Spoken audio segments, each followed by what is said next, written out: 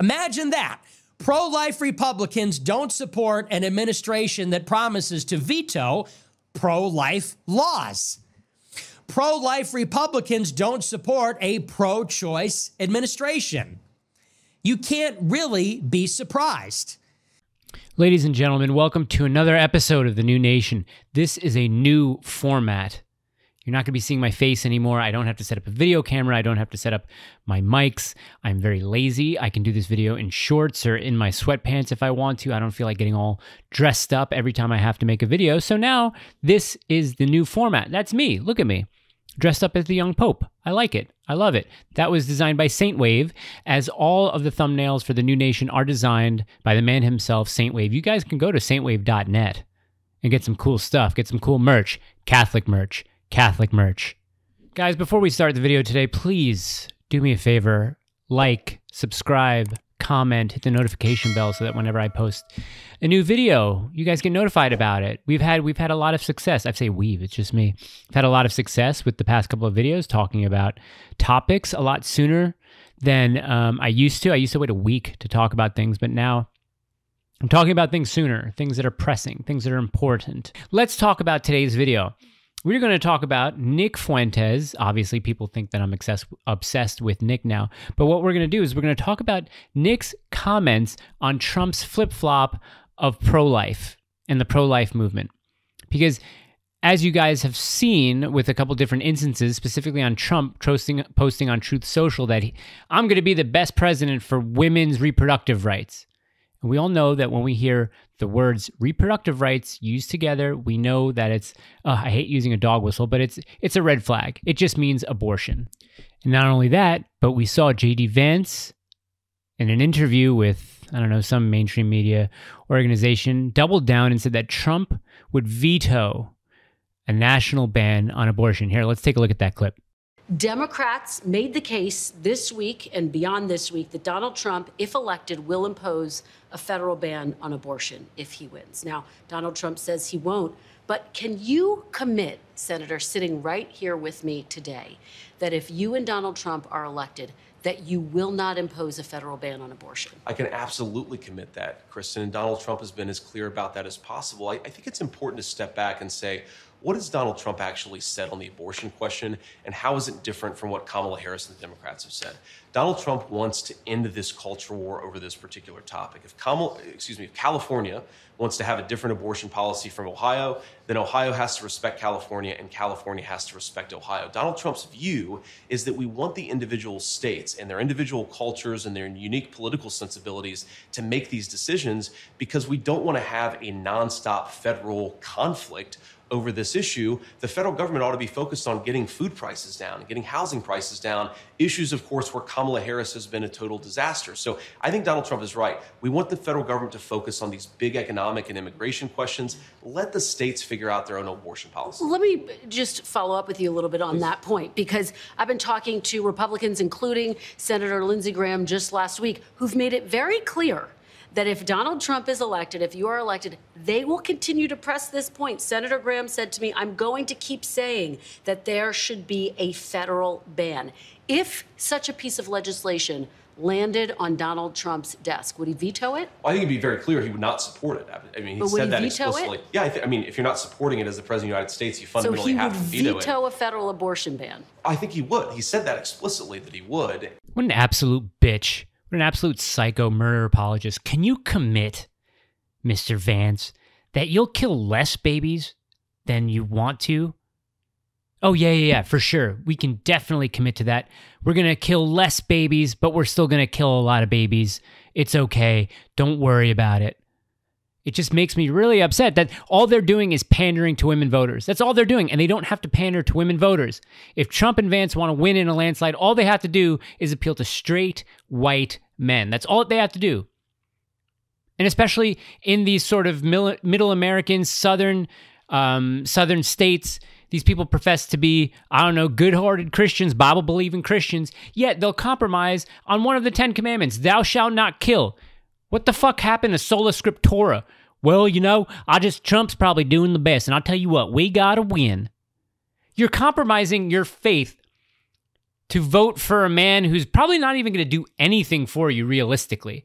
It drives me crazy. But let's get into Nick. Let's watch this video so we can get Nick's perspective, because Nick's perspective is probably the best perspective that I've seen on this so far. So far in X, everybody just says the same thing. We got to win. We got to win. We got to get them into office. We got to win, because guess what? Last time he appointed judges and they brought Roe back to the states where it should be. Okay, so now we get to vote on whether murder is wrong. Awesome. What kind of country is that? Oh, but you know what? Places like Kansas, their bans on abortion bills have failed. Yeah, because people aren't voting their faith. They're voting their comfort level. And women want to be able to have control, quote unquote, over their bodies, reproductive health. These words, that's why they use these words, because they don't mean what they really mean. Let's get into Nick watching the video. Pertaining to the actual maintenance of this campaign.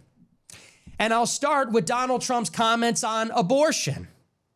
Last week, after the conclusion of the Democratic Convention, which was basically a week-long advertisement for abortion, and as we know, that is their playbook going into November, Donald Trump posted on Truth Social that he will be great for women's reproductive rights. And as we know, that is a code word for abortion.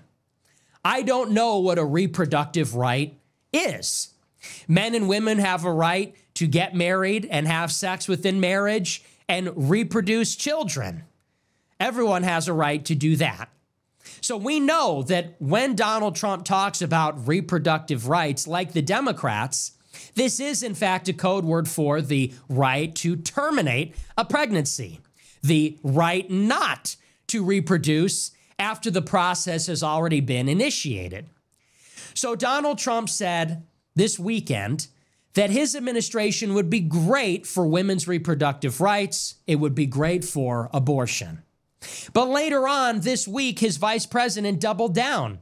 On the Sunday shows, J.D. Vance, when asked if this administration would veto an abortion ban delivered to the White House by a Republican Congress, Vance said that the Trump administration would, in fact, veto a bill that would protect life by banning abortion up to a certain point in the pregnancy at the federal level. This is a distinct and new policy that has been promulgated by the Trump campaign. In years past, Donald Trump has sought to downplay the issue, recognizing its electoral potency.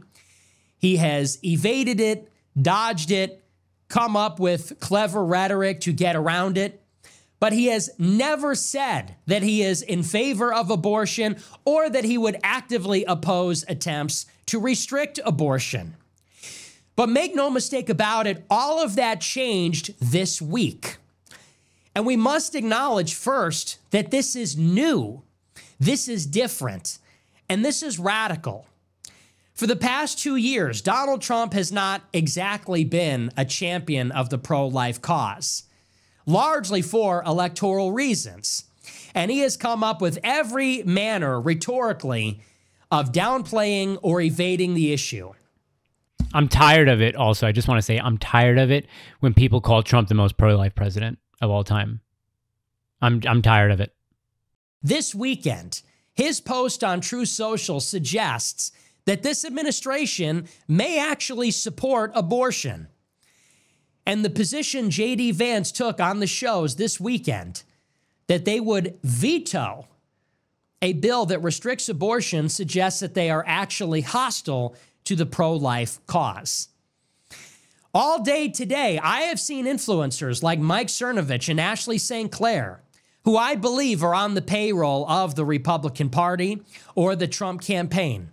They deny that, and they can deny it. I don't have evidence. It's pure speculation. But I've seen influencers like them, although there are others, go on the attack against pro-life conservatives who are offended and rightly shocked by what we have seen from the Trump campaign on abortion this weekend. That's what I'm talking about on X. These influencers will attack people like me and other Catholics for abstaining from the election because Trump won't change his stance on abortion. And they'll say things like, they'll say things like, oh, well, not voting for Trump is a vote for Kamala, and then you're going to get more abortion. Excuse me. If I don't go to the poll, my vote goes nowhere. It remains with me. So this low IQ talking point of, well, if you don't vote for Trump, that means one vote goes to Kamala. First of all, I live in a state where abortion is banned. It's illegal. I'm happy where I am because I voted my conscience and I live my conscience by moving to a state where that is the law of the land.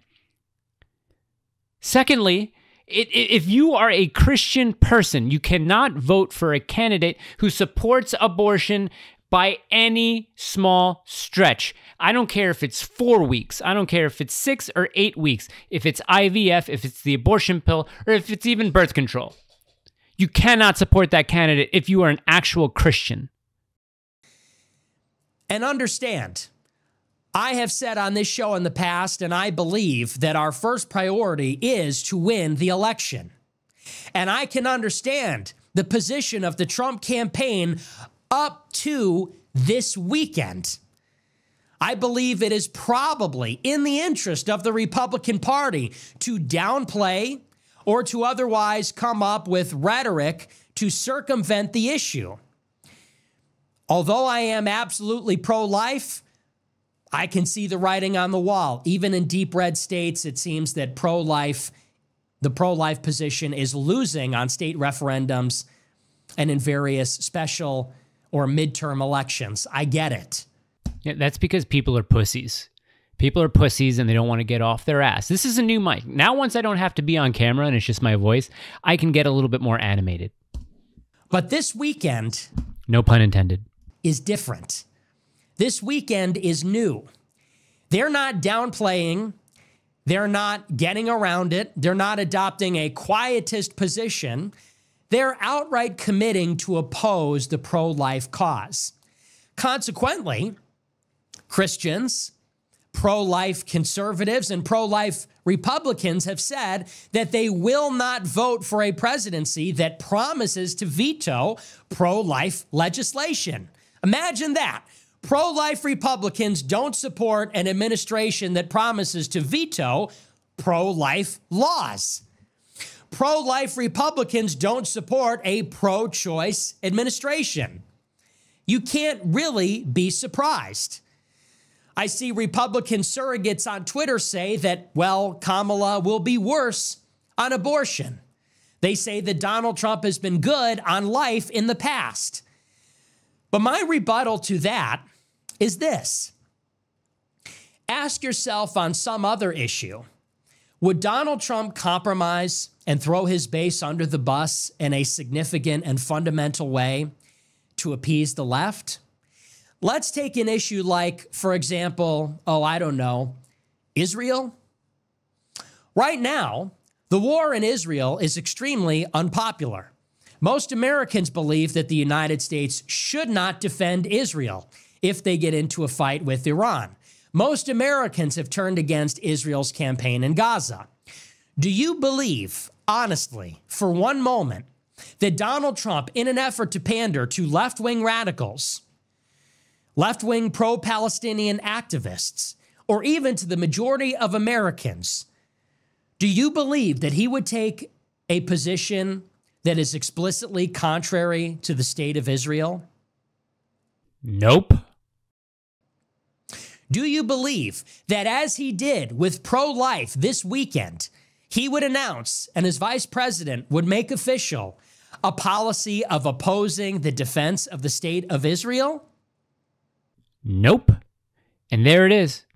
That's all we need to know. That is all we need to know. J.D. Vance and his fat face, I don't trust him for as much as I can throw him, and I can't throw him that far because he's a giant.